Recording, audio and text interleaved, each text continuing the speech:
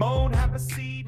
Muy buenos días a todos, bienvenidos a Familiarizarte, del arte de ser familia, este espacio que nos tomamos todas las semanas para hablar de cuestiones de familia, para ayudarnos entre todos a pensar un poquito más, a escuchar algo que nos puede servir de herramienta y a intentar pensar que podemos ser una familia mejor todos los días. No mejor que los demás, sino mejor que lo que venimos siendo hasta ahora. Y para el día de hoy pensé en un tema que está lamentablemente está muy vigente y, y necesitamos profesionales especializados en materias.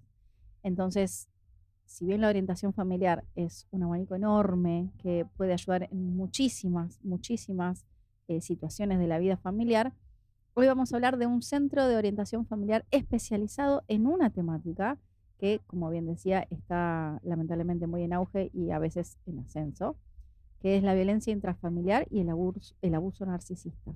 Así que hoy invité a las chicas de Alas justamente para que nos cuenten de qué se trata este centro especializado. Así que bienvenidas Luciana, Mónica y Gabriela, ¿cómo están? Hola, ¿cómo estás, Milagros? Ay, qué linda verlas a todas juntas. ¿Cómo están? Muchas gracias. Una banda. Chicas, genial esto de, primero, muchísimas gracias por estar acá. Ellas son todas orientadoras familiares, pero justamente esta temática necesita que hagamos un abordaje más exhaustivo, más preciso. Hay algunas cuestiones que se dan justamente en estos casos y hay que mirar con una lupa y una atención distinta. Entonces, cuéntenme un poquito a ver cómo surgió Alas, ¿no? Cómo fue el origen un poquito, ¿no? ¿Cómo surge? Bueno, ALAS surge como un espacio de acompañamiento, de prevención, que busca prevenir, que busca promover la no violencia, vínculos saludables. Notamos a lo largo de nuestras intervenciones que se repetía mucho que parejas o familias que acudían por un determinado problema, surgía siempre que estaban atravesadas por la violencia.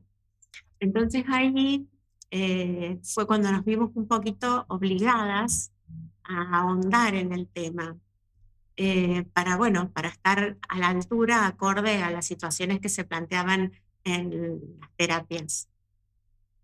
Es fantástico esto que decís porque cada vez nos encontramos más con situaciones o con familias, ¿no? En consultorio o en los mismos talleres, ¿no? En las mismas charlas que damos, ¿no? De prevención y de comunicación, ¿no? De educación, de psicoeducación. Que hay muchísimas familias que no se dan cuenta, y en especial los padres, ¿no? Que algunas conductas son violentas. ¿Por qué? Porque así me criaron mis papás, entonces nos damos cuenta de un montón de cadena hacia arriba, ¿no? De ancestral que viene, porque creo que quizás, no sé, un chancletazo o revolearle algo a mis hijos cuando se portan mal, o un coscorrón, es bueno, no le pasa nada, ¿no? O en el trato, ¿no? En palabras que como ya se nos hicieron tan comunes en el vocabulario argento, ¿no? Palabras que uno ya no las dice queriendo insultar, sino que son parte de nuestros latiguillos, pero que no dejan de ser fuertes y no dejan de ser agresivas y no dejan de dar forma. Entonces, al que las escucha, lo afectan, seguramente. Si bien en el Total. lenguaje común son muy cotidianas, repercuten mal en la persona que las recibe. total, y está muy Y bueno chistes esto. perdón, Mili, Sí, chistes que parecen chistes, pero lastiman, ¿no? Sí.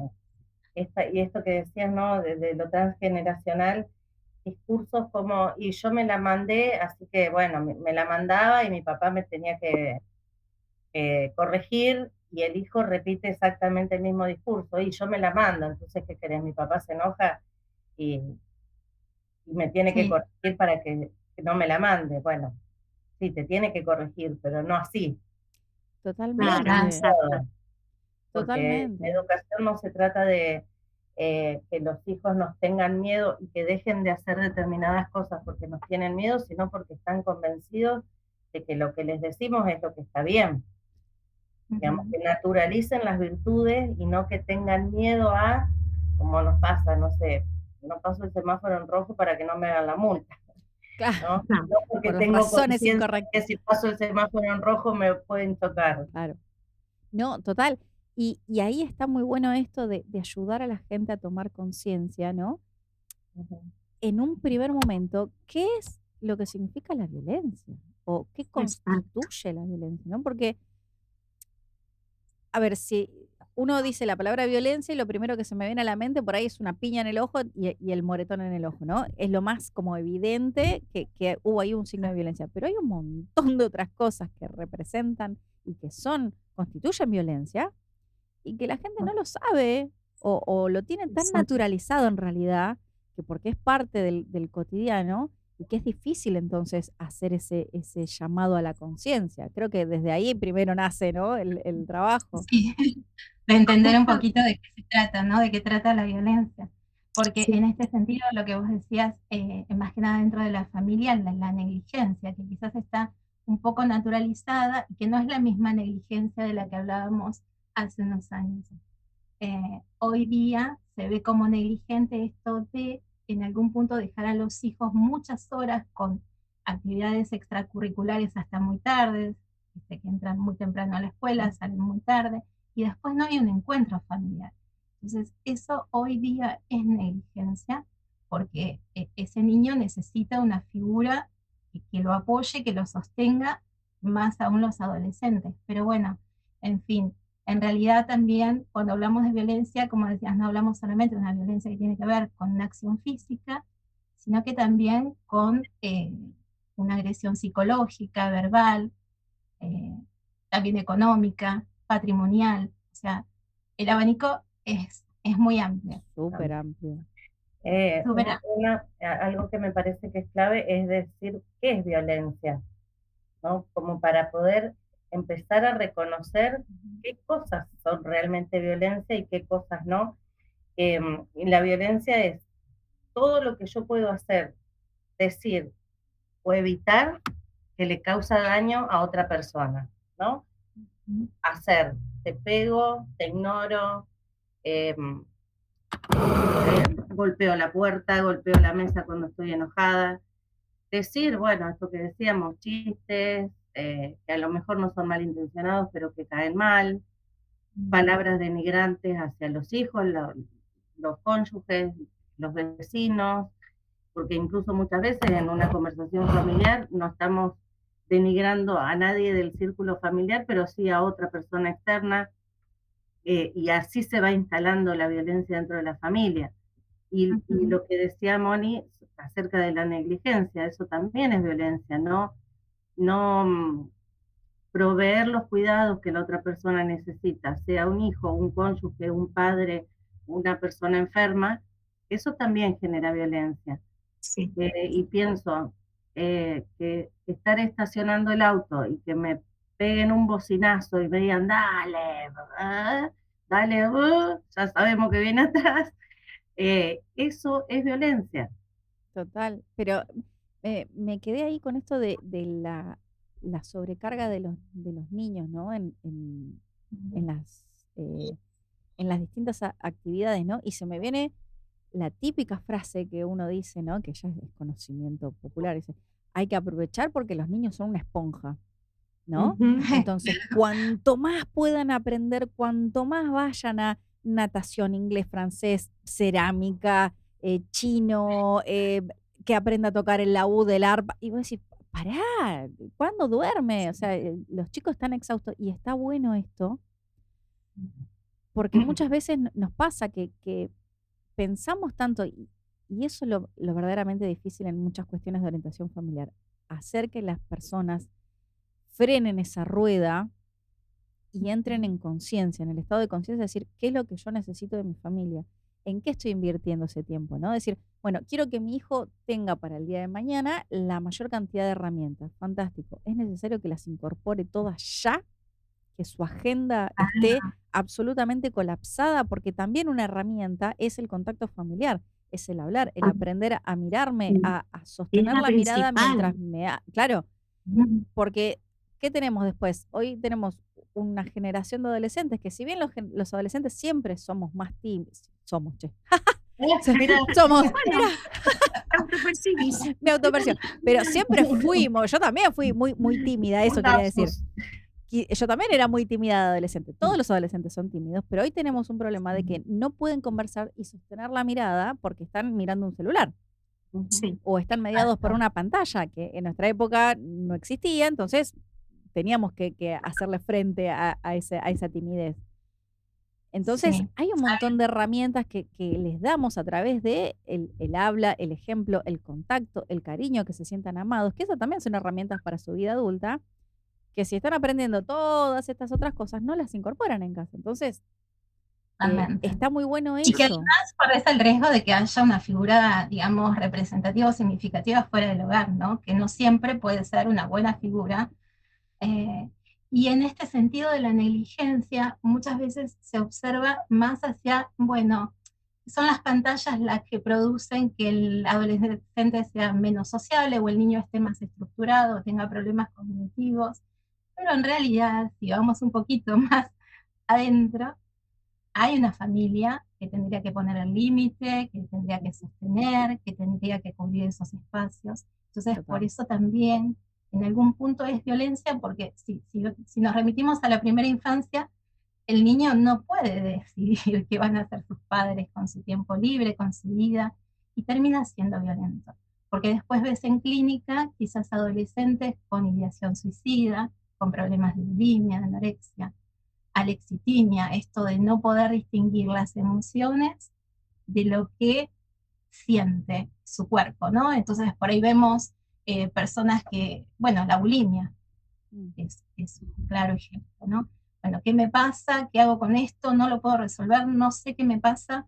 Y bueno, recurren a la droga, al alcohol, que también es un motivo de violencia. Total. Después hay familiar, ¿no es Es cierto? como, creo que las adicciones vendrían a ser la válvula de escape de estas situaciones de violencia. Exactamente, Y lo sí, dijiste súper bien, es una válvula de escape. Sí, y sí, Pero totalmente. estas consecuencias, ¿no? Lo que Sí, decías sí, sí. y yo creo que en el fondo siempre hay que ver un poquito más y no sobrecargar todo sobre el tema de las pantallas, porque a veces el problema cognitivo tiene que ver con una falta de papás más presentes, con esta negligencia de la que estábamos hablando, y absolutamente. tenemos que hacernos cargo. Pero además no siempre es intencional, porque la idea es, bueno, formémoslo, porque por ahí somos una generación que no Ujú. tuvimos tantas oportunidades de ser formados. Total. Entonces, está bueno esto de decirle a los papás que no, a ver, no era por acá, era por allá. Sí, Eh, sí, sí, sí. los Esto papás de, cambian porque tienen Y, toda la mejor intención. claro, y en pero esto de de la pensarnos sobrecarga de los siempre, chicos también sí, está la sobrecarga de los propios padres, ¿no? Que por eso llegan cansados a casa, no soportan al chico que sea chico, porque en realidad esto de la sobrecarga de actividades también es como una manera de decir, bueno, me lo saco de encima. Sí. No solo para que aprenda muchas cosas, sino para, ¿no? Y cuando el chico necesita jugar, y cuando juega se mueve, no hay otra. Sobre todo hasta los 10, 12 años, para jugar se tiene que mover, es necesario para su desarrollo cerebral. Entonces, cuando no se le da esa posibilidad al niño, ¿qué hace? Lo manifiesta en la escuela, a veces con una hiperactividad que en realidad no tiene que ver con que sea hiperactivo, sino que tiene que ver con esta necesidad de moverse para eh, aprender el mundo, digo, aprender en agarrarse al mundo, y también como una necesidad de decir, sí, mírenme, estoy acá. Entonces pegan, muerden, contestan mal a la maestra, se empieza a generar esta violencia en el chico, y los padres que hacen, vamos al psicólogo porque el nene tiene un problema y es violento. No, el nene está manifestando algo que nosotros llamamos, lo vemos como el iceberg, ¿no? Vemos la conducta, pega, golpea, grita, patea. ¿Qué hay abajo de eso? ¿Qué está pidiendo abajo de esta violencia manifiesta? total. Entonces, también darle a los papás estas herramientas para, bueno, ¿qué me pasa a mí también que llego a mi casa y estoy enojado, cansado? Porque, a ver, la violencia es una manifestación exacerbada del enojo, ¿sí? Ujú. El enojo es sano, saludable, porque nos protege de la necesidad de ponerle límites al otro. Ahora, cuando es, esta manera de poner límites es exacerbada, es a través del insulto, del grito, del golpe, bueno, ¿qué me pasa que no estoy pudiendo manejar mi enojo? Total, ¿Qué me pasa que no lo estoy pudiendo manejar de manera saludable? total. Entonces lo empiezo a trasladar a la familia, a la calle, a la sociedad. Me molesta que no me atiendan enseguida, me molesta que me digan que no en, no sé, en un trámite que tengo que hacer, me molesta que me digan que me falta un papel. Sí. Me voy peleando con todo el mundo por la vida sin preguntarme qué me pasa que Que estoy me- tan enojada. Total. Ujú. Y también empezar a ser consciente del vocabulario, ¿no? Yo quería hacer un paréntesis que quizás quien nos esté viendo, ¿no? Diga, bueno, que son exageradas, ya vinculan una cosa con otra, pero no es que de un síntoma se disparan un montón, pero nosotros los vemos en consulta. Es Ujú. Sí, algo que nosotros Exactamente. vemos todos los días, que cuando es el ejemplo que dan en el aula, de un chico en el aula, es lo más claro Ujú. porque aparte es lo que más se ve también en la infancia, es donde obviamente tienen menos recursos desarrollados, entonces se comportan mal, mal al estilo de que lo que un chico debería comportarse en un aula. Entonces se comporta mal, llama la atención de alguna manera, sí. como También puede. puede Entonces ser, también, así los papás son esto que vos decís, de que muy irascibles, se van a comportar así y van a imitar eso porque es lo que ven en casa. Entonces termina todo estallando a través de la ira. Entonces, nos enojamos en Ujú. el tránsito, nos enojamos en la cola del banco, nos enojamos en la delegación municipal, nos enojamos en nuestras casas, nos enojamos con todo. Y no Sí, es que hay una somos viñeta nosotras, que es muy, claro, no es que sí, nosotros seamos exageradas, sino es no, no, que no, es que es es lo así. que vemos y es lo eh, que ayudamos a las familias a que empiecen a tomar esa conciencia y decir, sí, che, a ver, ¿dónde es que estás sembrando las buenas semillas de lo que vos querés ver ujú. un buen fruto en el futuro? En esta ira no está, no va a salir de acá este enojo, que a veces no necesariamente es a través del insulto, sino ves que no puedes hacer nada bien, ves que otra vez tiraste todo, ¿qué te pasa que no te das cuenta? No, Calificación, sí. Sí. Hay una eh, viñeta que es muy gráfica para esto, que estamos hablando que la deben conocer. El papá llega del trabajo, le grita a la mamá le grita al nene, están las cuatro figuras. El papá le grita a la mamá le grita al nene, el nene le grita al perro. Se da como esta violencia en cadena del más poderoso al menos poderoso, de alguna al más manera. débil.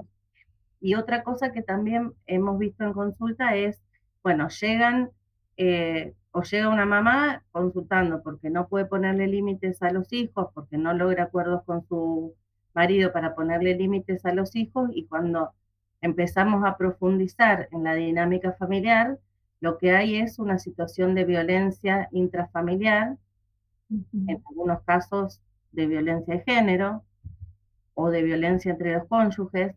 Entonces, eh, es esperable que esos papás no puedan ponerse de acuerdo para poner claro, Sí, sí. límites de manera sana, de manera saludable, o uno Es que quiere poner límites y el otro lo contradice adelante de los hijos, entonces empieza a generar toda una situación de violencia y de desacuerdo entre ellos delante de los hijos, y después les molesta que los hijos sean igual que ellos. mm, Ah, quizás claro. quizás esos papás no son conscientes de que hay situaciones de violencia o que se vive violencia en la casa, porque muchas veces, como dijo Milagros, está tan naturalizado porque todo el mundo se trata así, entonces se naturaliza. Y eso es lo que pasa, lo que vemos nosotros en la consulta. La gente no detecta actitudes de violencia. Y si las detecta, porque a veces las alertas son como muy fuertes, no saben ponerlas en palabras. mm, O por una cuestión de prejuicio, ¿cómo voy a contar que me tratan así, que yo vivo esto? No me van a creer, o me van a minimizar. Entonces, todo se termina guardando. Y con respecto a lo que decían recién de los comportamientos de los niños, tenemos ese niño que va al aula y se porta mal, como decimos, o sea, tiene sus manifestaciones de enojo y pelea, y también tenemos el niño apocado que tiene miedo de todo, que es el que recibe golpes si se saca una mala nota, que es el que no se lo deja salir a jugar, al que se le exige justamente que vaya a flauta traversa, a gimnasia artística. Entonces, no hay tiempo y ahí no sé si es negligencia, sino comodidad, porque es más fácil tener a la criatura todo el tiempo ocupada que sentarnos y preguntarle, ¿qué querés hacer? ¿Querés jugar? ¿Querés charlar? ¿Querés, Ir a la no sé? plaza. Claro. Claro. Entonces, por ahí uno se sorprende con un hijo que termina preguntándole, ¿yo hablo mucho? O sea, ¿qué cara le puse yo para que mi hijo me diga, yo hablo mucho? Entonces, es un poquito empezar a ver, a mirarnos cómo criamos. Totalmente, Sí. totalmente. Sí, son estos chicos que uno los ve y parece que son invisibles, ¿no? Claro. Porque para no ser, que la violencia que hay dentro de la familia no recaiga sobre ellos, justamente estoy trabajando con una familia en donde los dos papás son muy violentos entre ellos. El hijo varón es violento igual que ellos, les contesta, los insultan, ha tenido actitudes hechos de poner en riesgo su vida, no como suicidio, sino como en unas picadas tuvo un accidente tremendo, pero que es también un síntoma de, acá hay algo que no me está gustando. Y la hija es totalmente apichonada, no habla, no sabe, Claro. no contesta, no sabe lo que siente, la anedonia de no saber lo que quiero, de no tener ganas de nada. ¿Por qué? Porque justamente prefiero estar así escondida y ser invisible antes que se la agarren conmigo como se la agarran con mi hermano. Total, total. Claro. En los dos Y casos, lo que termina ocurriendo es que la baja autoestima de los hijos es tremenda, Total. porque los dos se sienten que no sirven para nada. Sí. Claro, Total. son huellas que se arrastran hasta la adultez, Ujú. lamentablemente. Y hoy cuando hablaban las chicas, bueno, vivimos mucho en el bullying, en la víctima y el victimario, que hay debajo de esa conducta, ¿no? Esto que mencionaban las chicas. Y también esto es como un bucle, porque si en la escuela no comprenden y vuelven a victimizar, es interminable. ¿Cuál es la mirada de ese chico hacia el mundo? Porque Total. ya viene con una mirada trastocada, y entonces vemos conductas sociales que son bastante disruptivas, Ujú. con lo esperable, y tienen que ver con estas huellas, ¿no? Total. Yo Eh, quiero volver a hacer hace un mu- énfasis en esto, en que a veces pensamos en todas estas problemáticas aisladas, ¿no? Decimos, bueno, por ejemplo, bullying, por ejemplo, un mal comportamiento en la escuela, los hermanos que se llevan mal, los papás que se pelean, ¿no? Los vemos como todos problemáticas aisladas y en realidad conviven todas juntas. Y Sí. cuando está Sí. funcionando mal las familias, se dan todas juntas. Sí. Entonces, o que hay una mala comunicación, no hay gritos, termina habiendo portazos, ¿no? Todo esto estamos acostumbrados como a pensarlo, incluso como profesionales lo estudiamos también como casos aislados, ¿no? Por una cuestión de orden y académico, pero conviven todos juntos, entonces son Convergen, sí. todas caras de una misma gran moneda porque son todos condimentos que se dan. ¿Por qué? Por no poder lidiar con lo que les pasa, con no poder ponerlo en palabras, por manejar solamente un rango de emociones que es el enojo, ¿no? Y la frustración explota por donde puede. Entonces, siempre reaccionamos de la peor manera y son, como decías recién, Mónica, es un bucle, es un círculo vicioso que ahí está el trabajo muy artesanal del orientador familiar para decir, bueno, a ver, ¿cómo lo traemos a conciencia para decir, frenamos esta rueda? Claro, Claro, ayudar al porque otro que lo detecte, porque es muy difícil. El otro día yo hablaba con una paciente que me decía que estaba muy preocupada porque el nene está siendo violento con ella. Entonces, dice, yo creo que está repitiendo las actitudes del padre, porque el padre me dice a mí que yo no sirvo para nada, que que mi vida es cualquier cosa. Entonces, y él viene y me dice, te amo, papá, no la trates así a mamá, pero después me golpea. Entonces, cuando me terminó de decir eso, le dije, ¿y no te parece que quizás te golpea porque vos estás tolerando cosas que no corresponde que toleres? O sea, porque el cuestionamiento de ella era, ¿por qué me defiende, pero después me golpea? Un nene de 4 años. Y un nene de 4 años que está detectando que la madre está tolerando cosas que no debe tolerar. Sí, Entonces, es como ¿cuánto más? despertate, mamá, ¿qué te están haciendo? Claro, ¿cuánto mal les hacemos nosotros a nuestros hijos al dejar pasar estos hechos de violencia? Que van a generar violencia en ellos o van a generar una impotencia enorme que ellos no pueden procesar a corta edad. La sensación esa, ¿por qué si a mí me enseñan que yo tengo que ser bueno, tratar bien, pedir permiso, perdón, gracias? Y mi mamá, la que me enseña eso, está tolerando esto. Total. Mira, Entonces sobre hay todo que ver mucho el doble discurso que les damos a los chicos. sí, y en algunos casos incluso mostrarles cuando una situación es violenta. Exacto. Yo hablaba el otro día también con una paciente que se separó y me dice, estamos en la vereda tratando de ponernos de acuerdo sobre una situación de los chicos, con los chicos adelante, y él le dice, yo no voy a discutir eso con vos ahora, no, sí, vamos a discutirlo, vamos a llegar a un acuerdo. No, no, no, no, no. Ella lo iba confrontando con esta situación que tenían que, bueno, ¿cómo vas a hacer para organizarte con esto? No pienso hablar, pegó media vuelta y se fue. La dejó a la madre con la palabra en la boca.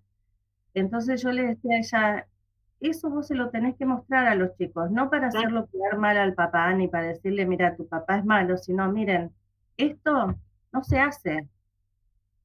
No se deja una persona con la palabra en la boca.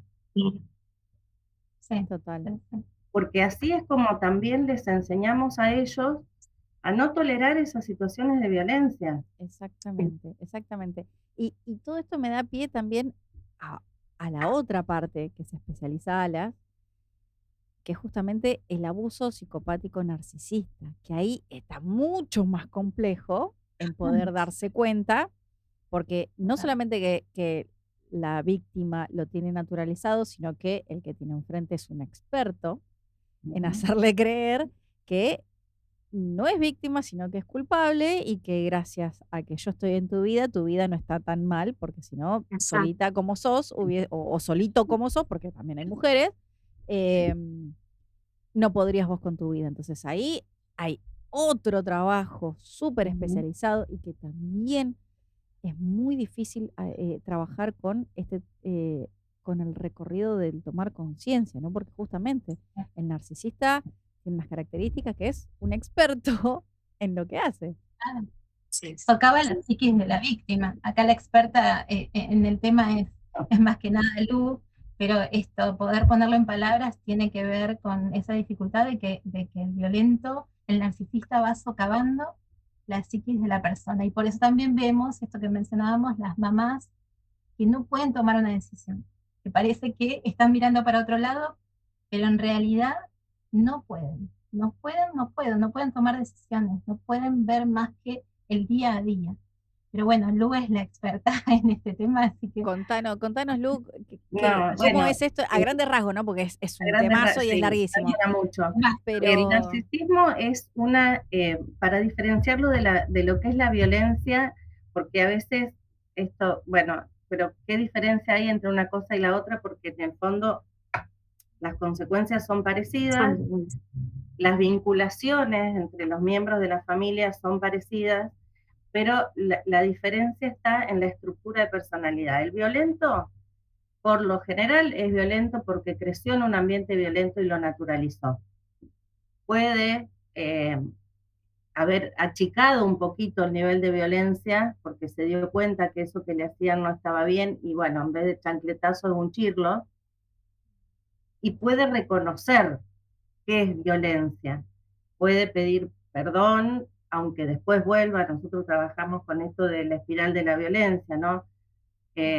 Pego, pido perdón, estoy bien un tiempo, voy subiendo otra vez los decibeles, vuelvo, ¿sí? Hay una especie de reconocimiento de eso y muchas veces se puede trabajar con la persona que es violenta, se lo puede ayudar a reconocer, sobre todo de dónde viene la furia, el enojo, la ira, y ayudar a canalizar eso otra vez, como decíamos, como decían las chicas, ayudar a poner en palabras el enojo. Me enoja que llegues tarde, ¿sí? En vez de estallar 5 días después porque llegó tarde, pero en realidad estalló porque hace 5 días pasó otra cosa. Quiero hacer una salvedad ahí, que hay muchos, yo me cruzo con muchos papás que quizás más 40, por la generación, ¿no? Dice, bueno, a mí mi papá sí me pegaba, distintos motivos, yo no le pego a mis hijos. Exacto. Eso no quiere decir que nos hayamos librado de esa violencia, porque después está el trato, las frases, las actitudes, bueno, y eso ahí, pero ahí está bueno señalarlo. Eso ya es un punto re a favor de este papá, porque pudo detectarlo y pudo ver que eso estaba mal. Después habrá que psicoeducarlo para que baje los decibeles de la voz, para que cambie el vocabulario, para que encuentre el momento adecuado para hacer la corrección que tenga que hacer. El tema con el narcisista es que es una personalidad, es una estructura de personalidad que se va desarrollando de acuerdo a un patrón familiar y de acuerdo a unos vínculos familiares que van generando que esta persona desarrolle este tipo de personalidad. Entonces, a ver, así como tenemos a las personas melancólicas, que pueden estar contentas, pero que tienen un carácter así más melancólico, más tranquilo, tenemos a las personas que son narcisistas en su estructura. Entonces, ¿cuál es acá lo difícil? No se puede trabajar en clínica porque ellos no reconocen el daño que hacen. No tienen empatía hacia el otro, entonces minimizan, desvalorizan, invalidan cualquier emoción de la otra persona, porque para ellos es una pavada lo que les está pasando. Total. No se hacen cargo de sus propios errores. Entonces, cuando uno les plantea, che, esto no me gustó, o esto lo hiciste mal, o dejaste la taza y no la lavaste. No, bueno, no lavé la taza porque vos me dijiste que, no sé, que yo las lavaba mal, entonces, eso que estás diciendo es mentira, yo nunca lo dije. Desacreditan a la víctima totalmente. Y por el otro lado, puertas afuera, son personas maravillosas, tranquilas, amorosas, que todo el mundo las quiere, que no se imaginan de ninguna manera el daño que hacen puertas adentro. Total, Entonces, para la víctima es muy difícil. Yo estoy trabajando también con una chica que vino por una cuestión de no poder ponerle límites a los hijos y detectamos esto.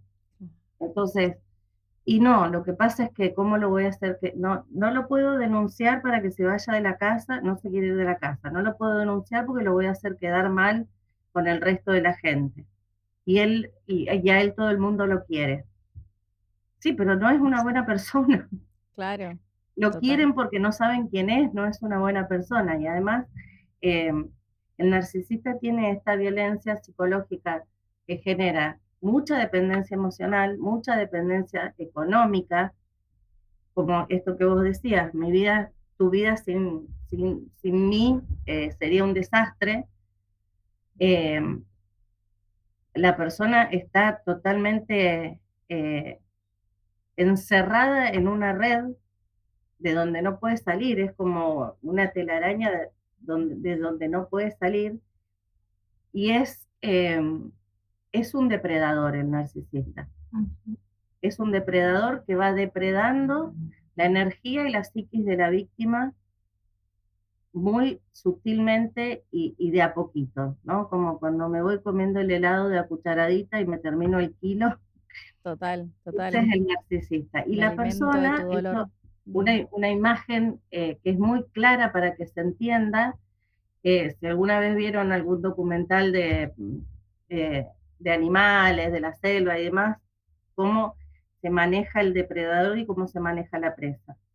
Si nosotros Ujú. vemos una manada de ciervos, vamos a ver que están siempre con las orejitas moviéndolas, atentos, y de golpe están comiendo, miran para un lado, miran para el otro, siguen comiendo o salen corriendo, ¿sí? El depredador está al acecho, está quietito, tranquilo, se va acercando de a poco hasta que ve que la presa está distraída y ataca. Esa es la dinámica relacional del narcisista con la víctima. La víctima empieza a estar en un estado de alerta permanente y de supervivencia, porque si ve que el depredador se está acercando, sale corriendo o se lo come.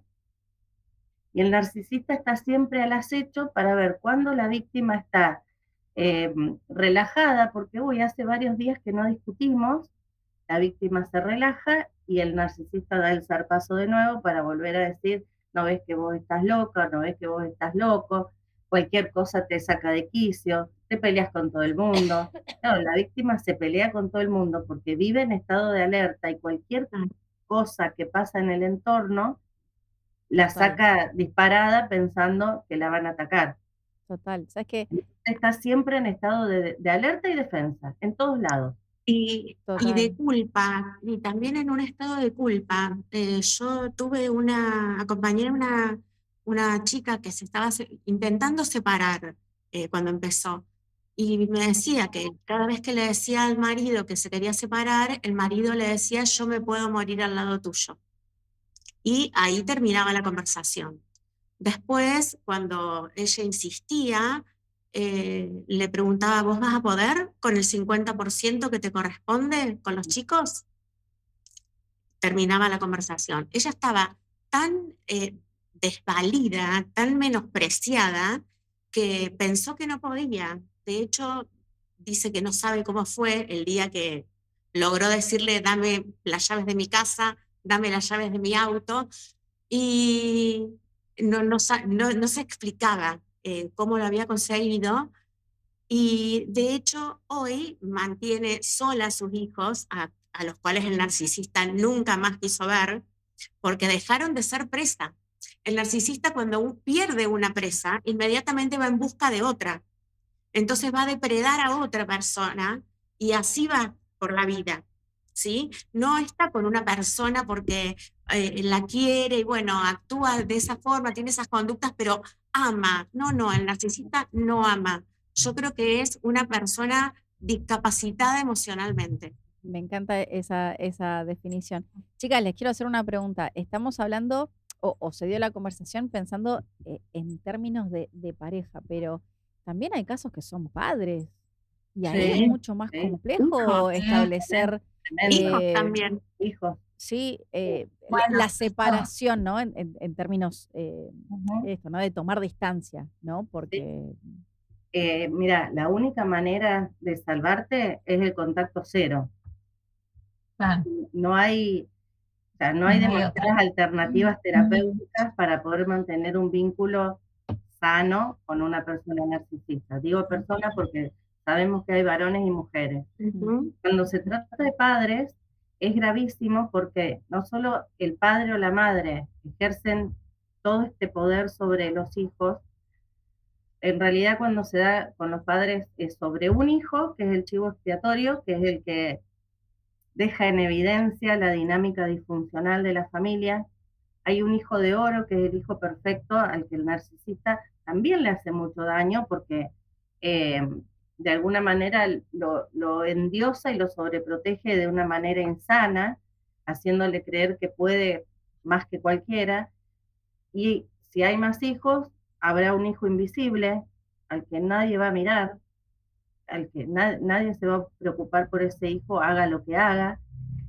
Y por otro lado están los monos voladores, que son los que alimentan al narcisista en contra de la víctima. Ujú. Familiares, tíos, abuelos, sí, la verdad tenés razón, es un desastre, le va mal en la escuela, sí, tenés que vivir retándolo, porque son los que acompañan y sostienen la estructura familiar para que el narcisista pueda mantener su poder. Y lo grave es que por lo general el cónyuge, que también es víctima de esa Claro, persona, sí. tiene esta dependencia emocional de la que hablábamos, tampoco defiende a los hijos. Y no puede. Entonces, cuando el hijo se queja o la hija se queja, bueno, vos ya sabés cómo es, déjalo, no le des bolilla, no le contestes, bueno, ¿no? Entonces, la personita, porque esto empieza desde el minuto cero de la vida de la persona, queda totalmente vulnerable en un sistema familiar en donde nadie la defiende. ¿Y qué pasa después? Como es el amor conocido, porque, a ver, si los que me tienen que querer, que son mis padres, me quieren así, el amor es esto. Claro. Voy a ir ¿Qué a buscar pasa eso. después? Las relaciones de pareja buscan personas con las mismas características que sus padres. Y es lo que aprendí. Es lo que aprendí de Lo que que eso aprendí. es Claro. amor. Exactamente. Sí. Que tengo que ganarme, que tengo el hijo invisible permanentemente está queriendo ser visibilizado. Entonces va a buscar una pareja a la cual que se tenga que ganar su atención. Total. Por eso siempre digo que el gran trabajo del orientador familiar es esto de traer a conciencia, ¿no? De qué es lo que me está pasando, por qué me está pasando, no indagar a los freudianos en los principios y en el pasado y la infancia, ¿no? Sí tenerlo en cuenta y darle ese sentido, porque no es que no indagamos, preguntamos, a ver, cómo es tu familia de origen, tu mamá, tu papá, sí, se preguntan esas cosas, pero no nos quedamos anclados ahí buscando eso es un trabajo terapéutico de un psicólogo que nada que ver. Pero sí tomar conciencia de lo que hoy me afectó, de cómo yo hoy pienso mis emociones, porque también las emociones nos enseñaron a sentir esas emociones. Y en esto que vos estás diciendo, ¿no? Aprendí que eso es el amor. A Entonces yo, sentirlas o a no sentirlas, porque claro, bueno, dejá de llorar, totalmente. Entonces, no basta, dejá de Suelen ser llorar. personas con apego desorganizado, ¿no? si yo vi Un toda mi adulto con un vida, apego desorganizado. claro, si yo vi toda mi vida que mis papás se decían que se amaban y en público se amaban y eran los mejores y puertas adentro se tiraban con los platos y bueno, es que para afuera es una cosa, pero para adentro es otra y si nos llevamos mal, nos revolemos los platos, bueno, esto también es una forma de amor, entonces voy a salir a buscar ese amor. Sí. Entonces es Sí, muy sí, sí. difícil Y también cortar eso queda generacionalmente. Creo que esto para que un dice, hijo, perdón, sí. Moni. No, esto que decía Lu de la hipervigilancia en la pareja, pero también esto se va gestando en los niños. En la primera infancia, inconscientemente comienzan a tener un cerebro hipervigilante. Entonces, todo lo que hagan, todo lo que piensen, todo lo que decidan va a ser como respuesta a ese padre que ejerce violencia, como para que no estalle, ¿no? Y esto produce, imagínate que es terrible, porque el niño tiene que ser más creativo, ser libre, crecer sobre una base segura, y está inconscientemente vigilando permanentemente para que ese adulto no estalle. Entonces, Claro. ya vemos aquí, podemos imaginarnos todas las consecuencias que pueden generarse, ¿no? Que es terrible, realmente, si nos ponemos a pensar, es terrible. Y huellas invisibles, ¿no? Que por ahí el Lo orientador mismo familiar. Sí, Sí. Gaby. Lo mismo pasa con papás que han llegado al consultorio y que te dicen, y yo lo dejo pasar porque si no se enoja, portazos, gritos, malos tratos, malas palabras de hijos hacia sus padres. Entonces, la persona que es víctima del violento vive, como dijo Luciana, en un estado de alerta permanente. Yo sé, no se podría decir que no es vida eso. Iba a decir lo mismo, no es vida, eso sí. Sí, vive no es vida. aterrorizada, es una Tal persona cual. que vive aterrorizada.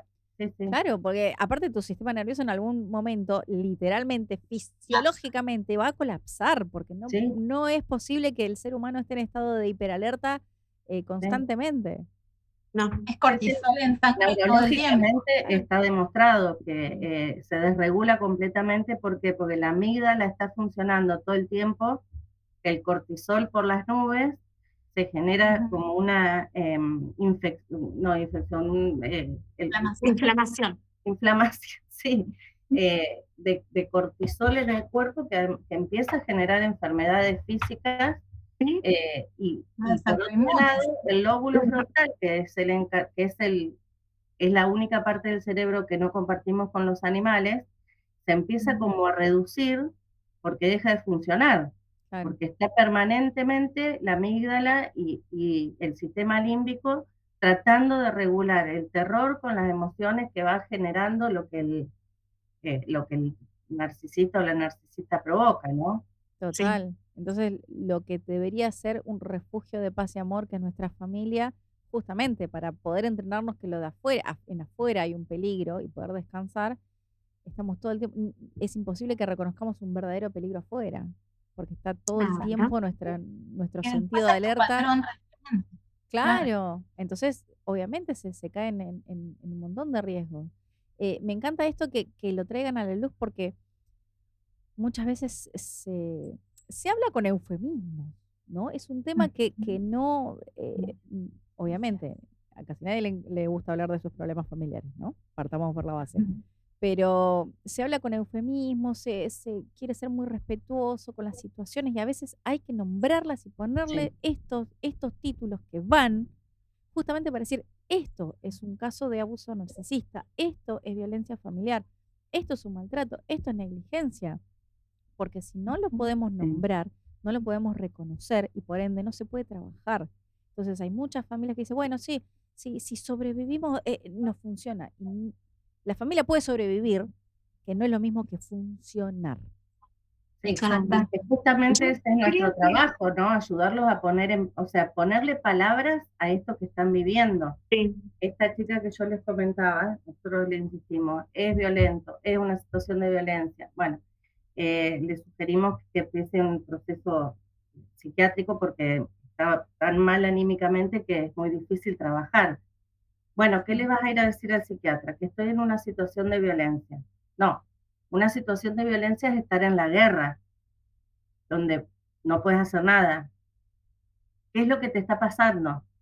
Bueno, no lo podía decir, No, no lo claro. podía poner en palabras por la negación tremenda que tiene de poder aceptar que su marido es violento y que le hace mal. total. Y saben también qué pasa, que yo lo veo mucho en los juicios de divorcio, a eso, que siempre hay denuncias cruzadas y se tilda a una de las partes como narcisista.